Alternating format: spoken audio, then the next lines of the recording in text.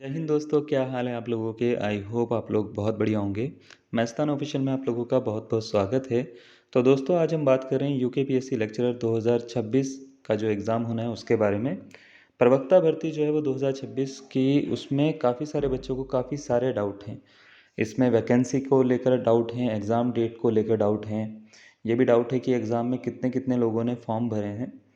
तो इनमें से कुछ सवालों के जवाब जो हैं वो आज की वीडियो में हम कवर करने वाले हैं और ये ऑफिशियल डेटा है, यानी ऑफिशियल डेटा के थ्रू हम बात करेंगे कि कितने कितने फॉर्म्स भरे गए हैं और किस तरीके से भरे गए हैं और कब कब एग्ज़ाम आपके होने हैं। ठीक है, मतलब कौन सा सब्जेक्ट आपका है, उसके एग्ज़ाम कब होने हैं। सबसे बड़ा तो सवाल यही है ना। तो कब कब आपके एग्ज़ाम होने हैं, जिनके एग्ज़ाम की डेट अभी तक नहीं आई है उनके एक्सपेक्टेड डेट क्या होगी और कब तक वो मान के चलें कि उनके एग्ज़ाम की डेट आ जाएगी एग्ज़ाम कैलेंडर के अनुसार। ये सारी की सारी बातें जो हैं आज की वीडियो में हम करने वाले हैं। तो चलिए हम बिना किसी देरी के स्टार्ट करते हैं। तो बच्चों सबसे पहले हम स्टार्ट करते हैं वैकेंसी डिटेल के बारे में। देखिए अभी तक अगर हम यूकेपीएससी लेक्चरर की बात करें तो इन्होंने एक नोटिस जारी करा था जिसके तहत उन्होंने बताया था कि कितने आवेदन पत्र प्राप्त हो चुके हैं और उसमें जो है उसमें इंक्रीमेंट भी हुआ था क्योंकि सब्जेक्ट भी इंक्रीज़ हुए थे। तो इस नोटिफिकेशन के अकॉर्डिंग जो है वो 65,396 जो है वो टोटल आवेदन पत्र प्राप्त हो चुके हैं यूकेपीएससी लेक्चरर एग्ज़ाम के लिए और जो कि बढ़ के 71,000 से ऊपर हो चुके हैं। अब जो हैं 71,000 से ऊपर हो चुके हैं जिसका मैं आपको पूरा डेटा दे रहा हूँ यानी 71,000 से ज़्यादा लोगों ने फॉर्म जो है वो फिल करे हैं। तो इसमें देखिए विषय के नाम यहाँ पे लिखे हुए हैं और इसके सामने ये लिखा हुआ है कि कितने आवेदन पत्र उस विषय के लिए आए हैं। फॉर एग्ज़ाम्पल अगर हम कृषि की बात करें तो कृषि में सिर्फ 67 ऐसे लोग हैं जिन्होंने फिल करा है क्योंकि कृषि में ज़्यादातर लोग होते भी नहीं, वैकेंसी भी इतनी नहीं है ना। कला की बात करें तो कला में 1148 लोगों ने आवेदन पत्र भरा है। जंतु विज्ञान में यानी हम जूलॉजी बोलते हैं, शायद इसको बायोलॉजी बोलते हैं, है ना। तो इसमें 7305 लोगों ने भरा है। केमिस्ट्री में जो है वो 4971 यानी 4971 लोगों ने भरा है। नागरिक शास्त्र जिसको हम सिविक्स या पॉलिटिकल साइंस बोलते हैं और इसका हमने मैराथन क्लासेस स्टार्ट कर दी हैं। 10 मई को इसका एग्ज़ाम है, 10 तारीख को मई को इसका एग्ज़ाम होना प्रस्तावित है और काफ़ी सारे बच्चों ने कोर्स पूरा नहीं करा है तो उन बच्चों के लिए हमने क्लासेस जो हैं फ्री में मैराथन क्लासेस चैनल पे ही डाल दी हैं। प्लेलिस्ट आपको मिल जाएगी अगर आप इस सब्जेक्ट से बिलोंग करते हैं। ऐसे ही हमने बाकी सब्जेक्ट की भी मैराथन स्टार्ट करी है। ठीक है, तो आप उसको देख सकते हैं चैनल पे। तो इसके 9,430 30 लोगों ने सॉरी जो हैं वो इसको भरा है और सबसे ज़्यादा मैं ये बोलूँगा तो इन्हीं ने जो सिविक्स वाले जो बच्चे हैं, नागरिक शास्त्र वाले जो बच्चे हैं, इनके सबसे ज़्यादा फॉर्म भरे गए हैं, तो इसमें कंपटीशन ज़्यादा है। वाणिज्य की बात करें तो 1109 जो हैं वो लोगों ने भरा है इसको, यानी इतने आवेदन पत्र आए हैं। अर्थशास्त्र में 5,139 आवेदन पत्र आए हैं। इंग्लिश में 8,739 यानी 8739 आवेदन पत्र आए हैं। भूगोल में 2,523 आवेदन पत्र आए हैं दोस्तों। ठीक है, हिंदी में भी कम नहीं आए हैं, हिंदी में भी अच्छे खासे आए हैं क्योंकि हिंदी में काफ़ी सारे ऐसे लोग हैं जिन्होंने हिंदी में कर रखा है। तो इसमें 7,416 आए हैं। इतिहास में जो आवेदन पत्रों की संख्या है वो है 5,519। गृह विज्ञान में 941 हैं। गणित में 6,843 हैं। भौतिक विज्ञान में 3,947 हैं यानी 3,947 है। ठीक है, संस्कृत में अगर हम बात करें तो 3,990 यानी 3,990 हैं और समाजशास्त्र में कुल मिला के जो हैं वो हैं 2,378 पद हैं। तो कुल मिला के जो ये 71,000 से थोड़ा सा ज़्यादा जाते हैं ये। ठीक है, आप इसको कैलकुलेट कर सकते हैं, आपको पता लग जाएगा सारा का सारा। ठीक है, तो इतने तो पद भरे जा चुके हैं अब तक, आवेदन पत्र सॉरी दिए जा चुके हैं, आवेदन पत्र भरे जा चुके हैं।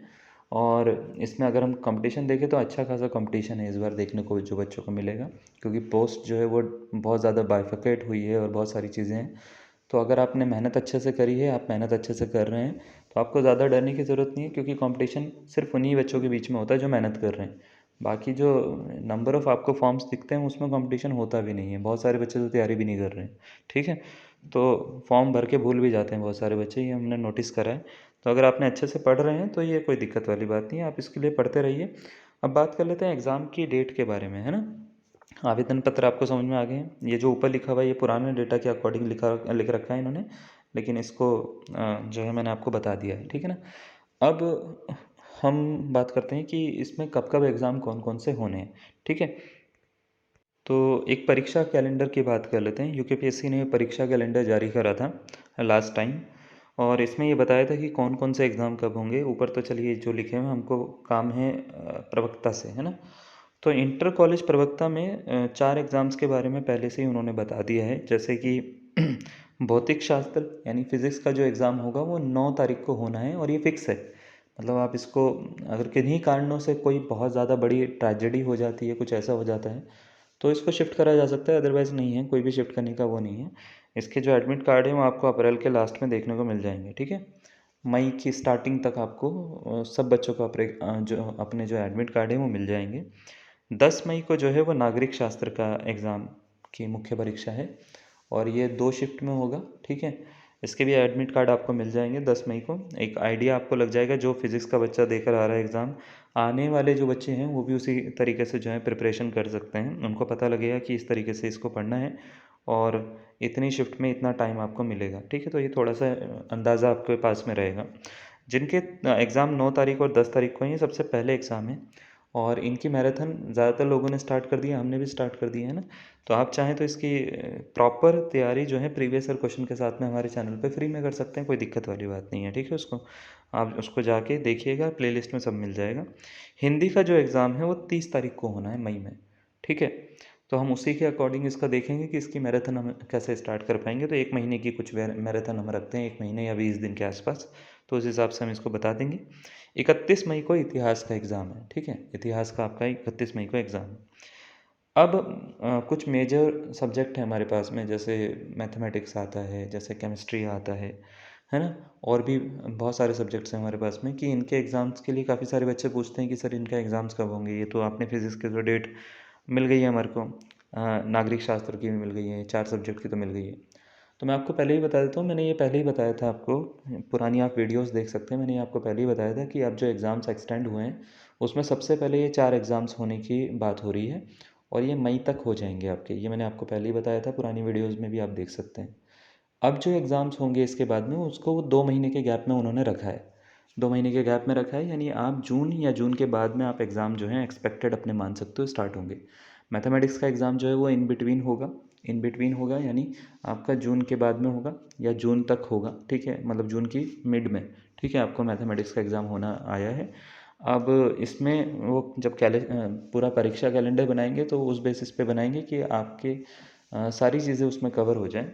तो आप ये मान के चलिए आपके पास में 2 महीने का गैप जो है वो है।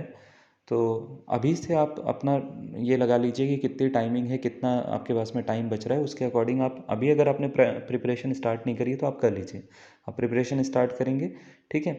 तो कोई अगर कुछ भी इसमें कुछ अलग से अनोखी अपडेट आएगी तो मैं आपको बिल्कुल बता दूंगा। अभी जो है इतना जितना एक्सपेक्टेड चीज़ें हैं वो मैं आपको अभी बता रहा हूँ वीडियो में, कि ये सब चीज़ें इस तरीके से एक्सपेक्टेड मानी गई हैं, और हम ऑथेंटिक इन्फॉर्मेशन हर बार देते हैं।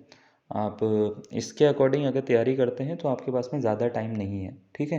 तो आप अभी से तैयारी स्टार्ट करिए, अच्छे से करिए, और इतना अपना टाइम रखिए कि आपके पास में 1-2 महीने हों कि आप मॉक लगा लो, है ना। बिना मॉक के एग्ज़ाम निकलते नहीं हैं, ठीक है। तो मॉक ज़रूर लगाइएगा आप, चाहे कोई भी सब्जेक्ट का पढ़ रहे हैं, कहीं से भी पढ़ रहे हैं, किसी भी प्लेटफॉर्म से पढ़ रहे हैं, अपने आप पढ़ रहे हैं, बाहर से पढ़ रहे हैं, बिना मॉक लगाए आपका काम नहीं होगा। तो मॉक जहाँ से मिले, जैसे मिले, जितना मिले, सस्ता मिले, ज़्यादा सस्ता मिले, है ना, और अच्छा मिले, ठीक है, ज़्यादा अच्छा मिले, जिसका भी मिले आपको ज़रूर लगाना है, ठीक है। बिना उसके काम नहीं होगा। तो ये सब की सब चीज़ें हैं। इसमें अगर आपके कुछ डाउट हैं तो आप मेरे को कमेंट बॉक्स में ज़रूर लिख कर भेज सकते हैं, हम उसको पूरा बताएंगे। और बाकी चीज़ें जो हैं उसके बारे में इन्फॉर्मेशन अभी आपको कुछ ही टाइम में, यानी कुछ ही दिनों में आपको सारी इन्फॉर्मेशन मैं क्लैरिटी के साथ में, प्रॉपर नोटिस के साथ में आपको प्रोवाइड करवा दूंगा इसी चैनल पे ही। तो आज के लिए इतना ही, धन्यवाद।